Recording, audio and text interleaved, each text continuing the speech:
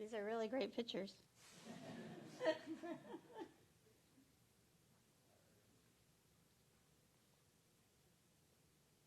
Okay. All right. I'm going to start over. But it's still not working. Should I stand by the computer and... Well, it's not working over here.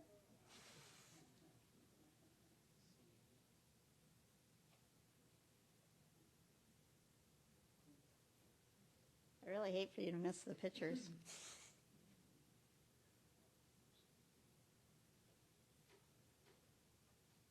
But I guess I can just talk, and then you'll only have me to look at. Hopefully, we'll get it worked because really they're much more beautiful than I am. So, again, thank you for being here. Ours is a world of wonder. Sights and sounds and smells and creatures. There's nothing like being in a new place to renew our spirit of awe and wonder within our souls. Nothing so sparks in us our awareness of the richness of this creation or the wonderful diversity of its creator. Every destination holds within it a unique beauty and an opportunity to delight. Customs, traditions, folklore, dance, arts, nutrition, nourishment. Every destination holds within it its own spirit, its soul, its way of understanding its place in eternity. For those of you who don't already know me, I'm the experimenter at the Momentum Center that serves people with mental illness and addictions and disabilities. We also host community conversations, and we lead cultural immersion experiences in order to address the social determinants of mental health. So I want to invite you, if you're interested in learning more, to come to our open house on Tuesday from 4 to 6. We're in the former Rendezvous restaurant now, and would love to tell you all about the many facets of our work. But these determinants of health include at the very outermost level the social structures, policies, and economic systems that affect mental health outcomes for individuals. But like the proverbial fish unable to sense the water that it's swimming in, we're often unaware of the social structures in which we move. Cultural immersion offers us an opportunity to step away and see things from a new perspective. It provides a window into the other tanks at the aquarium. And at best, it invites us to swim out of the tank we regularly occupy in order to look at it from a new perspective. It gives us the ability to see the lens through which we see the world. The Momentum Center leads a variety of cultural immersion experiences. Here in our own country, there's the Civil Rights Road Trip that offers precious insight into our country's legacy of racism and violence and allows us to see how those patterns continue to play out today, and a number of you have participated in the Civil Rights Road Trip. We also lead Across the Bridge, an exchange with Muskegon, which allows us to better understand and close the gaps between our communities. And it was just a couple of months ago that we had the folks from Muskegon on Across the Bridge here to celebrate with you on a Sunday morning. And then I lead international cultural immersion trips. In fact, Chris and Jane and Bill and I just returned from Morocco a few weeks ago. Others here have joined me to China, Tibet, Kenya, Honduras, and Egypt. And right now we're working on a trip back to China to explore the Uyghur Autonomous Region. I lead cultural immersion experiences for two reasons. I do it as a fundraiser for the Momentum Center, but I also do it because I believe in its power to change lives for the better, including my own. There are many ways that we can travel the world. Travel is the fabric in many of our lives. A part of what Ed Dupas, am I saying your name right? Part of what Ed may say is a good American life to me. There are many ways we travel in this world. Vacations offer us exotic locations and respite from the demands of our daily life. But too often we move through vacations as observers, moving from place to place, seeing the sights that attract the tourists while being kept at a distance from the harsher realities and the deeper spirituality of the lands in which we move. Another approach can be a mission trip. Mission trips offer important opportunities to serve and to work side by side and in hand with people of a different culture. We move beyond the shelter of resorts in order to be exposed to the harder realities of the lands we visit. But these trips usually limit our experience to one particular place and consume our time with one particular task. Cultural immersion, in contrast, seeks to walk the middle ground, the middle road. It offers an opportunity to visit a variety of places and to meet with and learn from local residents at each destination. And in the process, we become participants in the culture we're exploring, rather than onlookers or do-gooders. We take the time to be fully present in our surroundings and to contemplate what meaning we might discover as each situation unfolds before us. Wherever we go and whoever we travel with, we can make it our objective to travel responsibly. Responsible travel includes seeing and tasting and experiencing a piece of this glorious planet and the people who populate it, while challenging us to take on additional steps, to be intentional about connecting more firmly both to the land we explore and to the very ground of our being. Responsible travel opens us up to learning about others and about ourselves. Responsible travel is rooted in humility and grace. There are 5 aspects of responsible travel I want to talk about: preparing, which is something Cindy led with, surrendering, meeting, caring, and returning. Preparing is rooted in anticipation. I have no idea where I am on any of these pictures, so I'm just going to randomly move them. We'll go back to this one in a moment. When we travel responsibly, we take the time to prepare ourselves by learning what we can about the culture we're going to visit. What are the norms and expectations? How do you say hello? What should you pack? We get our papers in order. As we prepared to travel to Morocco, we learned and discovered the practice of removing our shoes before walking into homes, or to use our right hand for eating and greeting others, and that there will be places we visit where only our guide will speak English. And we anticipate, we feel that beautiful longing for what is to come, but also notice the fear that comes with uncertainty about what is to come. And that definitely happened with Morocco. Questions started being raised about whether it was safe to travel in a Muslim country when the war began between Israel and Palestine. It wasn't an unreasonable question, but there really was nothing to fear. Even without a war, the questions arise. In fact, there isn't a destination that I've brought people to that I haven't been asked whether it's really safe to travel there. I think that says a lot about our culture. Fear is natural. When we cross cultures, there's a part of us that can feel threatened. We realize that our frame of reference for looking at the world may be challenged. Culture shock is real, and it happens when what is familiar is gone, and we fill in those newly created gaps with anxiety. We can also be overwhelmed by our sense of responsibility. Should I really be going away? Is this the right time? What if somebody needs me? Ultimately, leaving requires surrender. And that's the next requirement for responsible travel. Surrender isn't about giving up or waving a white flag. It's really about the search for freedom beyond the expectations of others, our family, our friends, our community, our culture.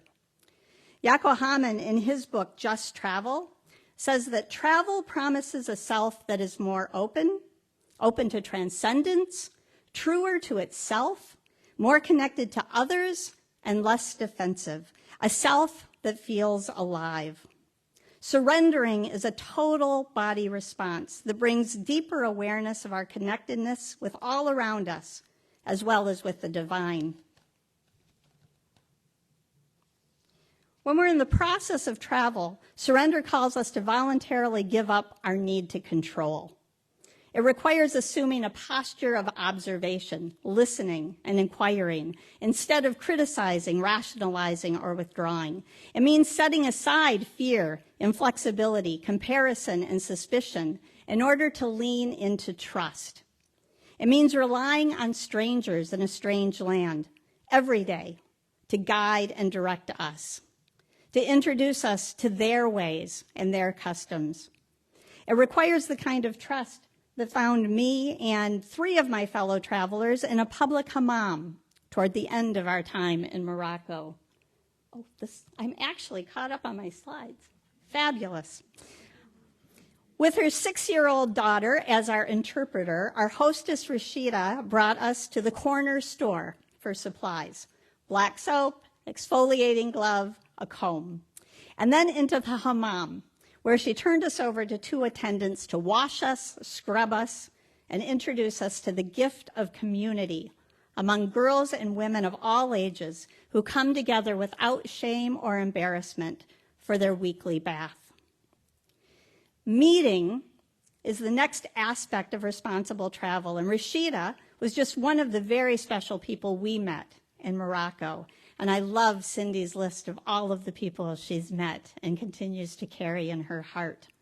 As we open ourselves in trust, we meet people who help us grow in relational intelligence and cultural humility.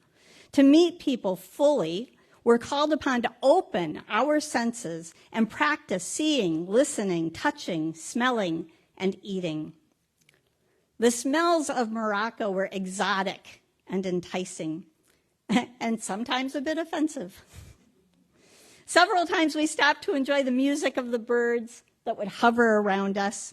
Hisham, our guide, greeted old friends by kissing them on each cheek, and there was seldom any reaction at all when I would accidentally bump into somebody. Quite different from many of my experiences here.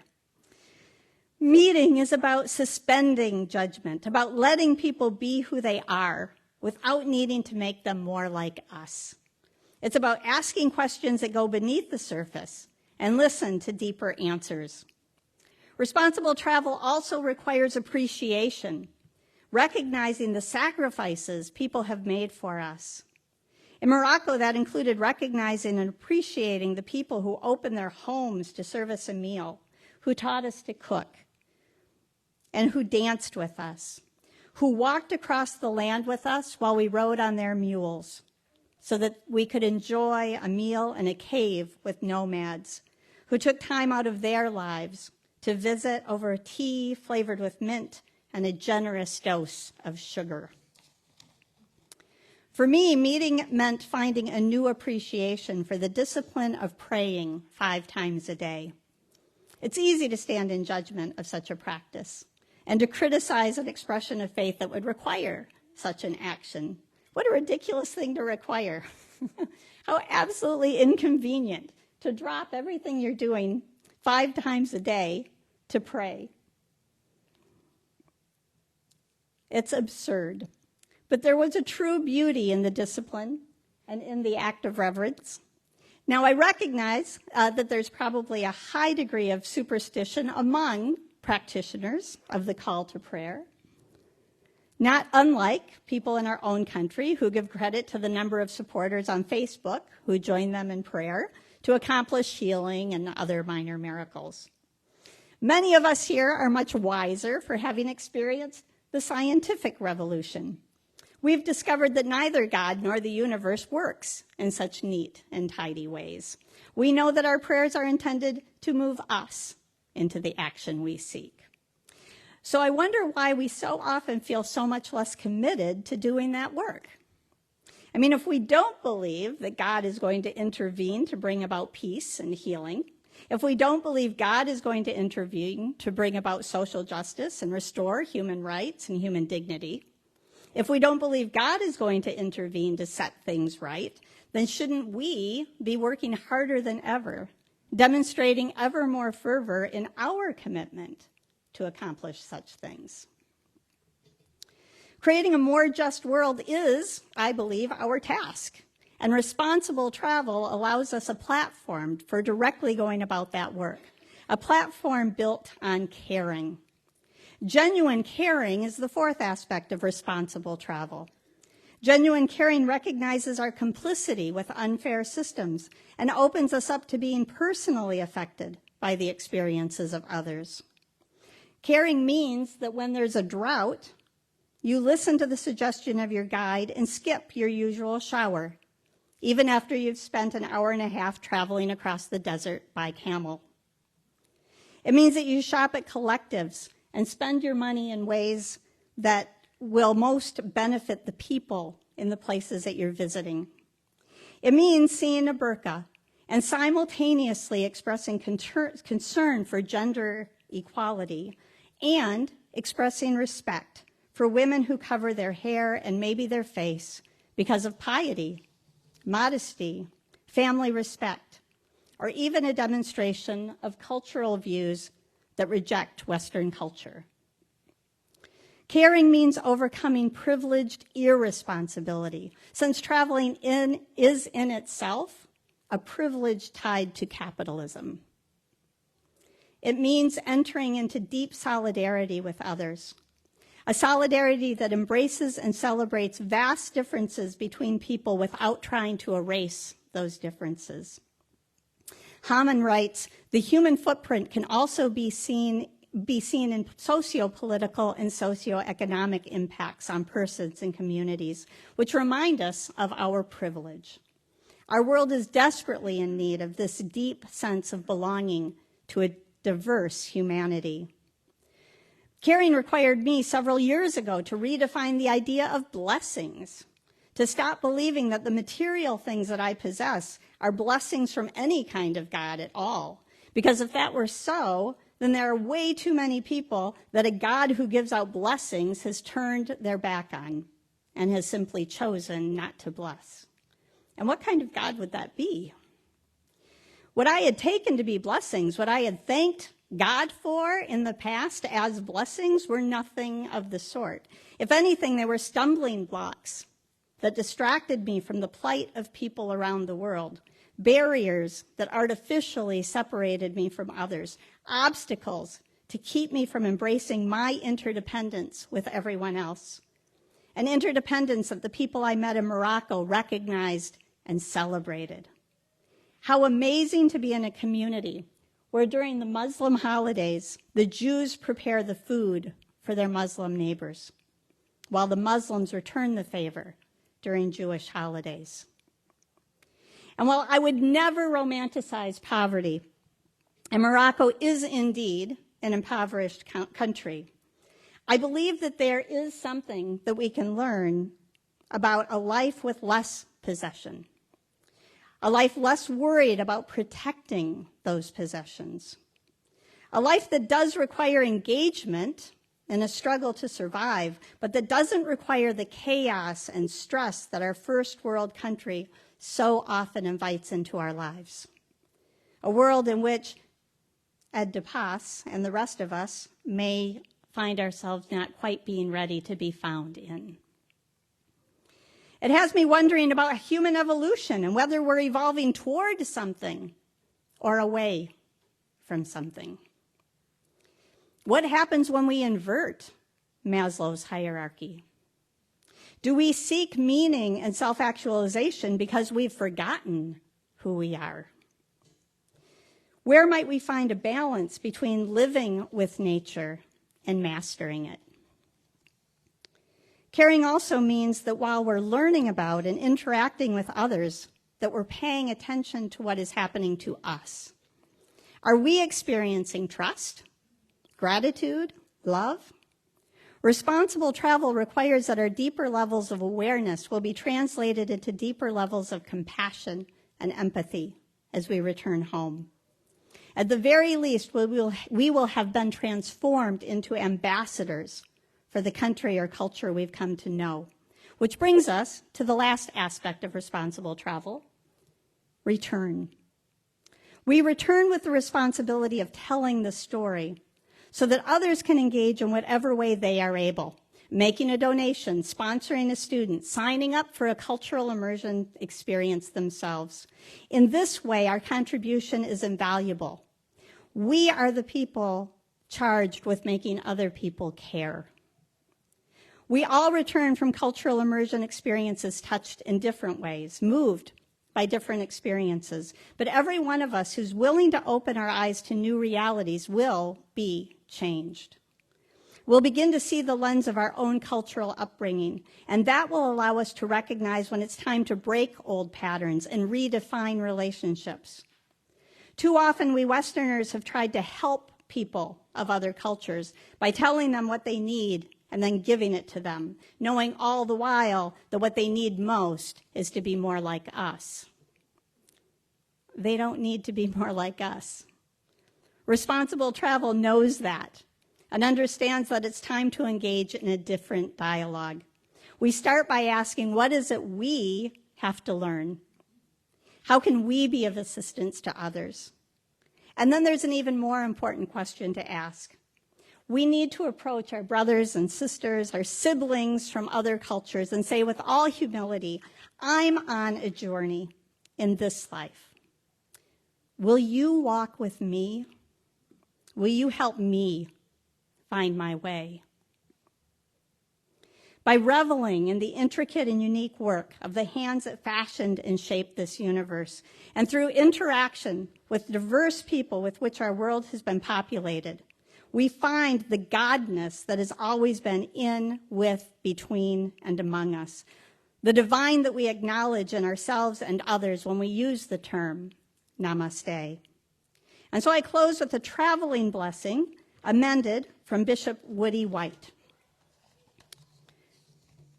And now may the divine, who is behind you, around you, in front of you, and in you, also torment you. May the divine keep before you the faces of the hungry, the lonely, the rejected, the despised.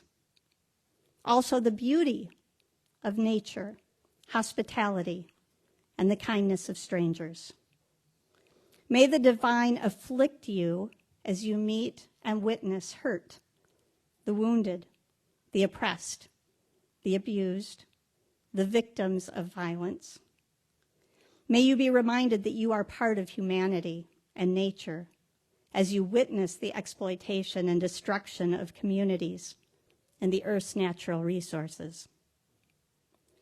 May the divine grace you with agony, a burning thirst for humility, justice, righteousness, equality, and solidarity. May the divine give you courage and strength and compassion to make ours a better world, to make your community a better community. May you do your best to make it so, whether at home or when you are away from home. And after you have done your best, may you be at peace. Namaste.